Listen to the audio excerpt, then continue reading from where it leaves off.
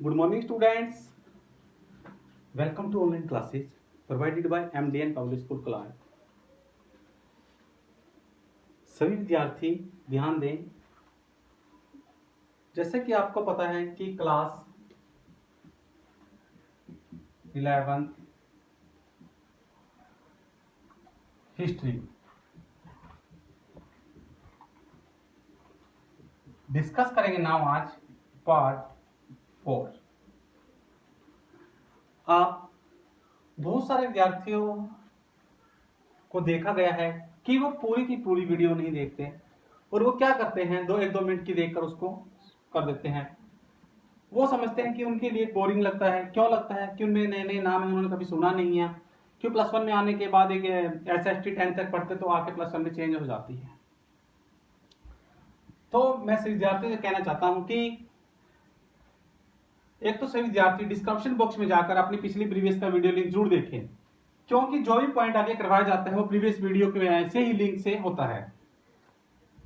जैसे कि आपको पता है कि हमारा जो यायावर साम्राज्य है बहुत दिन से चला हुआ है। क्लास +1 हिस्ट्री +1 क्लास की तो डेली की वीडियो आ रही है आपके पास।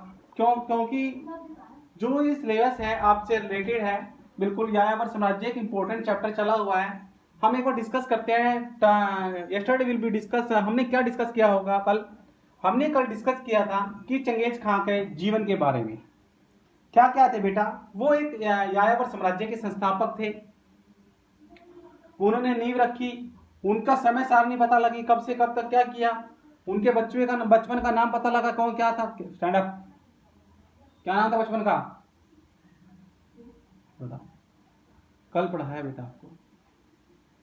थे मुझे बचपन का नाम पता लगने के बाद उनकी जैसे भी गतिविधियां रही, हमें पता लगा कि उसकी बात करते हैं कि यायावर साम्राज्य की स्थापना और विकास कैसे हुआ। स्थापना और विकास में जो चंगेज खान जी से उनका मुख्य रोल क्या था, क्योंकि यायावर साम्राज्य के संस्थापक कौन है? Genghis Khan. परंतु एट प्रेजेंट करंट में क्या है? चंगेज खान को कल भी बताया, चंगेज खान को किसके नाम से जाना जाता है? चंगेज खान को किस नाम से जाना जाता है आज के वर्तमान समय में? महान खां।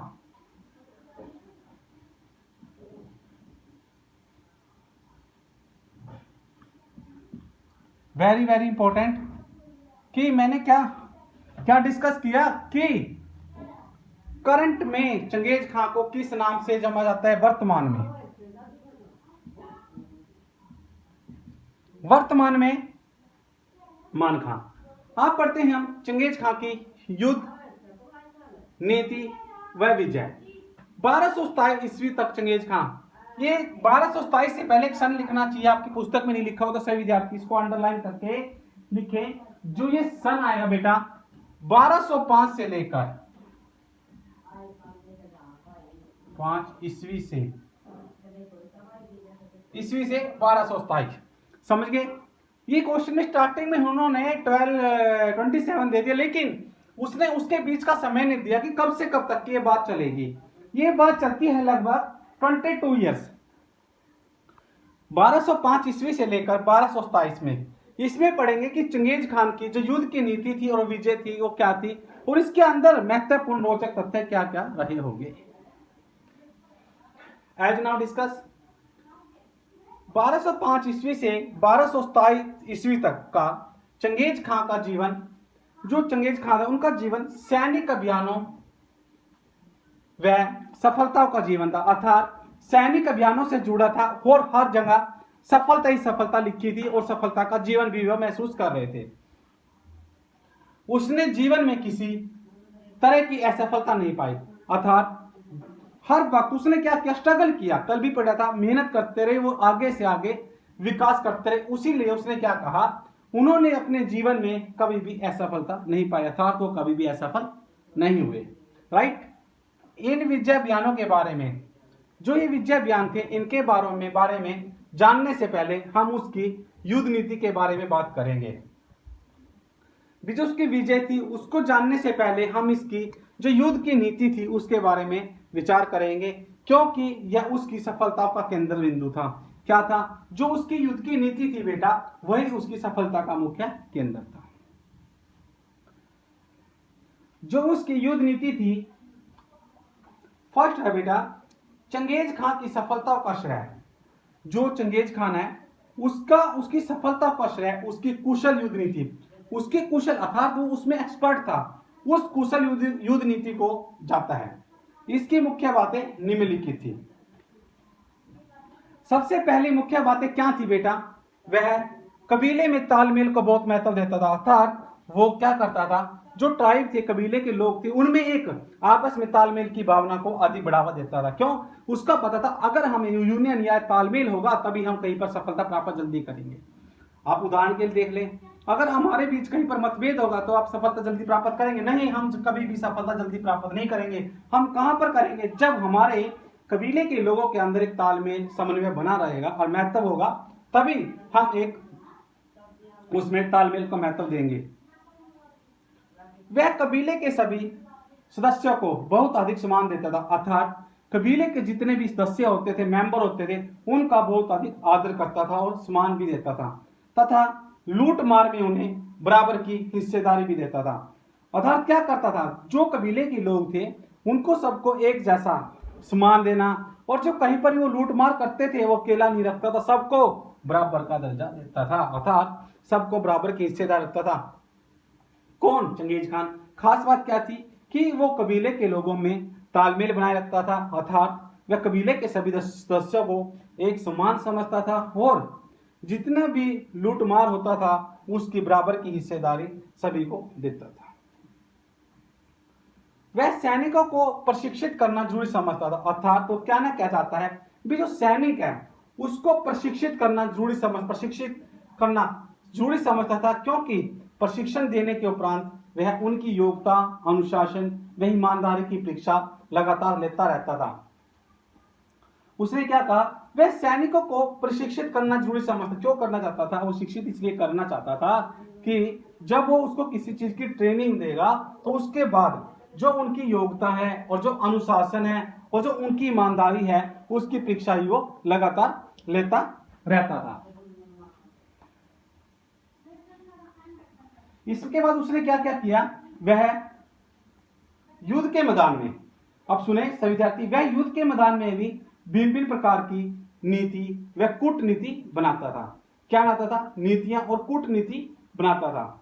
उसने क्या किया, वह अपनी गुप्तचर, एक क्या होता है गुप्तचर, समझते हैं गुप्तचर को छोड़ना, गुप्तचर प्रणाली का हमेशा दुरुस्त रखता था, क्योंकि आक्रमण करने से पहले शत्रु की क्षमता, क्यों करता था, क्यों आक्रमण अगर हम करते हैं तो सबसे पहले हम क्या करते हैं, शत्रु की जो क्षमता है और कमजोरी है उसको देखते हैं, हथियार इत्यादि की पूरी जानकारी। आपको देखा है हम कभी भी कोई भी कार्य करते हैं, युद्ध करते हैं, तो वो क्या करता था, उसकी कमजोरी देखता था, पहले उनके हथियार कितने हैं उनके पास, उस चीज का ट्रेनिंग कौन लेता था, एक गुप्तचर छोड़ रखा था।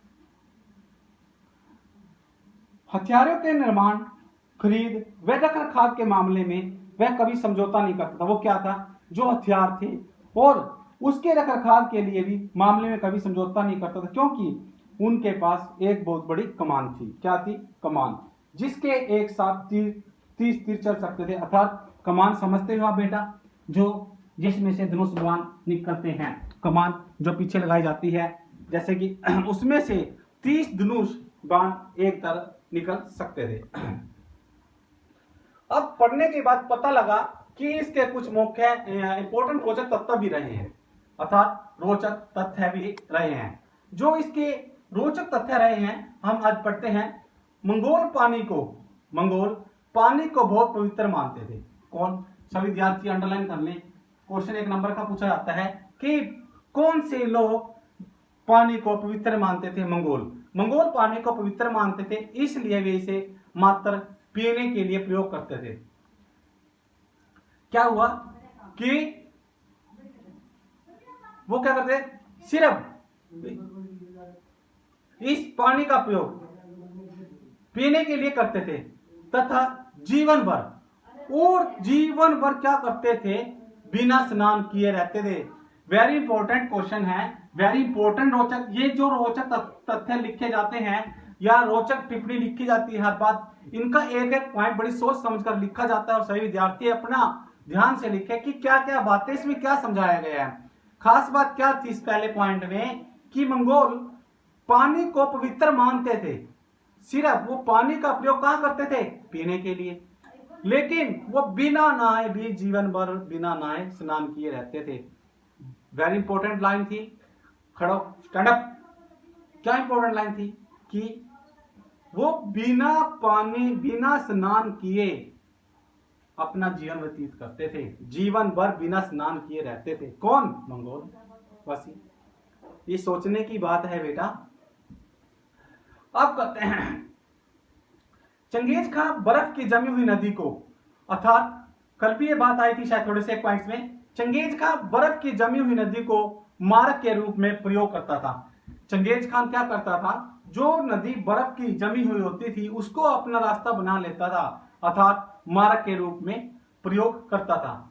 उसे अपने क्षेत्र की उसके क्षेत्र की जो सभी नदियां हैं उनको जमने की स्थिति का पूरा ज्ञान था, अर्थात वो उसको सारी नॉलेज थी कि जो उसके क्षेत्र में बहने वाली नदियां हैं वो किस तरह जमेगी। क्यों? अगर वो नदियां जमेगी तभी उसका वो मार्ग बनेगा और उसका रास्ता होगा। इस चीज का भी उसका पूरा ज्ञान था। युद्ध के मैदान में मंगोल घोड़े के खुर देखे हैं आपने? घोड़े के खुर से खून निकालकर पीने में माहिर थे। देखो ये भी ध्यान देने योग्य बात है कि युद्ध का जब मैदान होता था उसमें मंगोल क्या करते थे? जो घोड़े के खुर होते हैं, खुर पैरों के नीचे, तो उसके क्या करते थे? खून निकालकर पीने में माहिर थे, अर्थात घोड़े की खुरों का वो पानी पीते थे। नहीं सॉरी, घोड़े के खुरों का खून निकालकर पीते थे। कौन? मंगोलवासी। इसी कारण वे विषम से विषम परिस्थिति में अपने पशुओं के साथ जीवन बिता लेते, अर्थात वो क्या करते थे? जितने भी कठिन से कठिन कोई मुसीबत आ जाती थी, परिस्थिति थी, तो उसमें भी अपने पशुओं के साथ जीवन व्यतीत कर लेते थे। अब पता लगा कैसे कर लेते थे? आने स्टूडेंट्स कोई बताएगा? इसका मुख्य कारण क्या था? क्योंकि वो जो मंगोल थे वो घोड़ों के खुरों के जो खून था उसको पीकर अपना जीवन व्यतीत कर लेते थे। इसलिए युद्ध के समय भी वो कठिन से कठिन परिस्थिति में, विषम से विषम परिस्थिति में भी अपने पशुओं के साथ अपना जीवन बिता लेते थे। चंगेज खान शत्रु की सेना को, जो चंगेज खान है वो शत्रु की सेना को मनोवैज्ञानिक तौर पर, चंगेज खान शत्रु की सेना को मनोवैज्ञानिक तौर पर कमजोर करने के लिए योजना बनाता रहता था। जो चंगेज खान था वो क्या करता था? हमेशा भी जो शत्रु की सेना है, शत्रु की सेना को वो अपने मनोवैज्ञानिक डालकर तौर पर कमजोर करने के लिए योजना बनाता रहता था। शत्रु पर आक्रमण करते समय, जब वो शत्रु पर आक्रमण करता था उस करते समय अपनी सेना को, शत्रु पर आक्रमण करते समय अपनी सेना को अधिक दिखाने के लिए वह घोड़े की पूंछ के साथ पेड़ की टहनी बांध देता था। वो क्या करता था? जब शत्रु पर आक्रमण करता था तो उस समय वो क्या करता? अपने सेना को अधिक दिखाने के लिए भी मेरे पास बहुत सारी सेना है, वो क्या करता था? घोड़े की पूंछ के साथ पेड़ों की टहनी भी बांध देता था, अर्थात घोड़े दौड़ते रहते थे, पूंछ से पीछे टहनी होती थी और वो सोचते थे कि सैनिक उसके साथ दौड़ रहे हैं। और वो क्या करता था बेटा? वो दिखाता था कि मेरे पास बहुत अधिक सैनिक भी है, ताकि घोड़ों के दौड़ने की स्थिति में आकाश में अधिक धूल उड़ती दिखाई दे। अर्थात क्या था? जब वो बांध लेता था टहनियों को, उससे क्या प्रतीत होता था कि जब घोड़े दौड़ेंगे क्या होगा? धूल उठेगी बेटा। तो वो सोचेंगे कि बहुत सारी सैनिक है इनके पास, इसी कारण को धूल उड़ती भी दिखाई दे रही थी। कब? जब वो, ताकि घोड़ों की दौड़ने की स्थिति में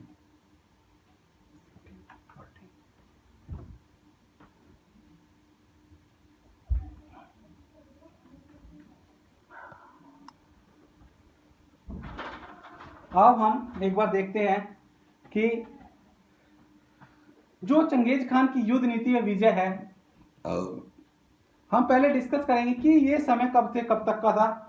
1205 ईस्वी से लेकर 1227 ईस्वी तक लगभग 22 ईयर्स का समय था कि चंगेज खान का जीवन सैनिक अभियानों व सफलताओं का जीवन था, अर्थात सैनिक अभियान भी थे और सफलता का जीवन था। उसने जीवन में किसी तरह की असफलता नहीं पाई, अर्थात उसने जीवन में कभी किसी तरह की असफलता क्यों नहीं पाई? क्योंकि उसने विषम से विषम परिस्थितियों में भी जीना सीखा। इन विजय अभियानों के बारे में जानने से पहले जो ये विजय अभियान है इसके बारे में जानने से पहले हमें उसकी युद्ध की नीतियों के बारे में बात करेंगे। ये पढ़ा हमने, उसमें पढ़ा हमने युद्ध नीति, चंगेज खां की सफलता का श्रेय, जो चंगेज खां थे उनकी सफलता का श्रेय उसकी कुशल युद्ध नीति को जाता है। जो उसकी कुशल युद्ध नीति को जाता है उसकी मुख्य बातें ये निम्नलिखित थी जो हमने पढ़ी है अभी। पहले उसकी कुशल नीति क्या थी? वह कबीले में तालमेल रखता था। क्या रखता था? तालमेल। क्यों रखता था? अगर तालमेल रहेगा तो वो जल्दी से जल्दी क्या प्राप्त करेगा? सफलता। अगर आपस में लोगों में समन्वय नहीं रखेगा उसको अधिक महत्व देता था। और वह क्या करता था? कबीले के जितने भी सदस्य होते थे सबको एक समान समझता था, अर्थात सबको बराबर का आदर देता था। उसके बाद क्या करता था? अगर वो कहीं पर भी लूट मार करता था, क्या करता था? लूट मार, तो उन्हें भी बराबर की हिस्सेदारी देता था। समझ गए? पता लग गया? पॉइंट क्लियर हो गया? वह सैनिकों को प्रशिक्षित करना समझता था। वह सैनिकों को क्या है? प्रशिक्षित करना जरूरी समझता था। क्यों? क्योंकि प्रशिक्षण देने के उपरांत जब हम किसी को ट्रेनिंग देते हैं उसके बाद वह क्या करता था? उनकी योग्यता, उनकी अनुशासन व ईमानदारी की परीक्षा भी लेता रहता था। और इसके विषय में कुछ इंपॉर्टेंट तथ्य भी लिखे थे मैंने आपको बताया है कि जो रोचक तथ्य लिखे जाते हैं बेटा, ये बहुत इंपॉर्टेंट बात है कि आप देखें और लिखें। तो इसमें ऐसी ऐसी बातें लिखता हूं मैं जो आप बुक से रिलेटेड है आपकी। कितना बढ़िया पॉइंट है। पहले मंगोल पानी को बहुत पवित्र मानते थे, मैंने बताया आपको, इसलिए वे इसे मात्र पीने के लिए यूज करते थे। क्या करते थे? सिर्फ पानी पीने के लिए, और जीवन भर वो स्नान नहीं करते थे। कितनी बड़ी खास बात है, ध्यान रखें कि मंगोल वासी जो थे पानी को बहुत पवित्र मानते थे। वो क्या करते थे? सिर्फ मात्र पीने के लिए उसका प्रयोग करते थे, जीवन भर बिना स्नान के रहते थे। चंगेज खां बर्फ की जमी हुई नदी, जितनी भी बर्फ की जमी हुई नदी थी उसको एक अपने मार्ग के रूप में प्रयोग करता था। उसे अपने क्षेत्र की, जो उसके क्षेत्र की जो सभी नदियां थी उसके जमने की स्थिति का भी पूरा ज्ञान था कि उसके जमने जो नदियां हैं उसके क्षेत्र में वो कैसे जमेगी, उसका भी पूरा ज्ञान था। युद्ध के मैदान में मंगोल घोड़े के खुर, युद्ध के मैदान में मंगोल क्या करते थे? घोड़े के खुरों से खून निकाल कर पीते थे। घोड़े के जो खुर होते हैं बेटा उससे खून निकाल कर पीते थे। इसलिए वो विषम से विषम परिस्थितियों में अर्थात कठिन से कठिन परिस्थितियों में भी अपने पशुओं के साथ अपना जीवन व्यतीत कर लेते थे। क्यों कर लेते थे? कई दिन भूखा रहना पड़ता था तो वो क्या करते थे? घोड़ों की खुरों का खून पी लेते थे। इसलिए वो सभी परिस्थिति में अपना जीवन व्यतीत कर लेते थे। चंगेज खां शत्रु की सेना को मनोवैज्ञानिक तौर पर कमजोर करने के लिए योजना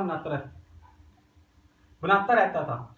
शत्रु पर आक्रमण करते समय अपनी सेना को वो क्या कर, शत्रुओं पर आक्रमण करते समय वह अपनी सेना को अधिक दिखाने के लिए वह घोड़े की जो पूंछ होती थी उससे टहनियों को बांध देता था। क्यों? क्योंकि जब घोड़े दौड़ेंगे तो आसमान में क्या उठेगी बेटा? धूल। और दूसरों को क्या लगेगा कि बहुत सारे सैनिक आ रहे हैं दौड़ के घोड़े पे। और पीछे क्या बांधता था वो? वृक्षों की टहनी। ये ध्यान देखे कि वो अधिक जनसंख्या, अधिक सैनिक दिखाने के लिए घोड़ों की पूंछ के साथ पेड़ों की टहनी बांध देता था ताकि घोड़ों को दौड़ने की स्थिति में आकाश में धूल उड़ती दिखाई दे। Thank you, have a good day. और सभी विद्यार्थी, अभिभावकगण और हमारी प्रबंधक समिति और सभी विद्यार्थी, आप सभी को भी बधाई हो कि आज जैसा कि आपको पता है, कल भी मैंने बताया था कि हमारे +2 क्लास का रिजल्ट 100% रहा है हैमिल्टन स्कूल क्लार्क का, और कॉमर्स में 5th पोजीशन रही है स्टेट में। आप सभी भी इसके बधाई के पात्र हैं बेटा। आप भी अच्छे से अच्छे अंक कैसे प्राप्त करें, अपने नोट्स बनाएं कि अगली बार हम स्टेट में 1st, 2nd, 3rd पोजीशन में से जरूर आए। ये जब तक आप अपना टारगेट नहीं बनाएंगे तो आप कभी भी अपने लक्ष्य में पूरा नहीं होंगे। तो आप अपने घर पर रहें, अपने अच्छे से नोट्स बनाएं, स्टडी तैयार करें, क्यों 12th क्लास है, 10th क्लास है, बोर्ड की है, ऐसे सभी क्लास के विद्यार्थी रखें, अपनी प्रिपरेशन जरूर करते रहें। क्यों? टच रहेगा तो आप सब कुछ रहेगा, अगर आपका टच छूट गया तो आपका मन भी नहीं लगेगा एकदम। तो आप विद्यार्थी अपनी पढ़ाई पे पूरा स्ट्रेस रखें, एकदम ध्यान रखें। Thank you, have a good day.